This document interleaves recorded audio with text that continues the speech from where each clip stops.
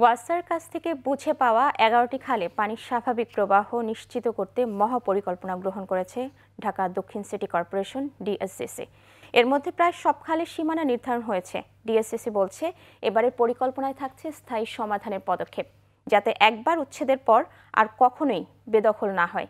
২১শে স্পেশালে রাজধানীর খালগুলোর উন্নয়ন পরিকল্পনা নিয়ে মাহমুদ হাসানের ২ পর্বের প্রথম পর্ব আছে। সামান্য বৃষ্টি হলেই জলাবদ্ধতা তৈরি হয় রাজধানীতে।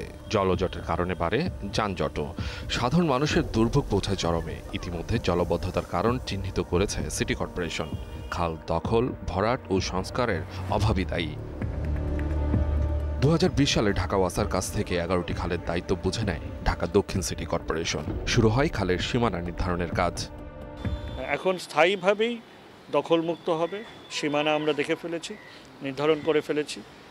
CSSARS, সিটি জরিপ এবং বিশদ অঞ্চল পরিকল্পনার যে ট্যাব, এই সকল জরিপের যেই সীমানা আছে সেই সীমানাগুলোকে আমরা একত্রিত করে আমরা জেলা প্রশাসন, ভূমি মন্ত্রণালয় সকলকে একত্রিত করে আমরা চূড়ান্ত সীমানা নির্ধারণ করে ফেলেছি।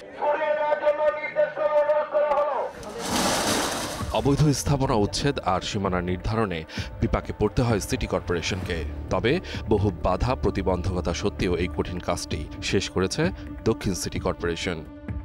শ্যামপুর খালে যেখানে ১০০ ফুট প্রশস্ত থাকার কথা, সেখানে আমরা পেয়েছিলাম মাত্র ৮ ফুট, এবং আমাদেরকে 10তলা ভবনও ভাঙতে হয়েছে।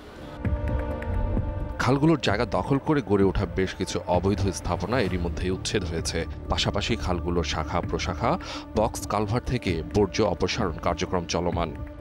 প্রাথমিক যেই আমরা দখলমুক্ত করেছি, এরপর থেকে আমরা নিয়মিত বাৎসরিকভাবে এখন পরিষ্কার করে চলেছি।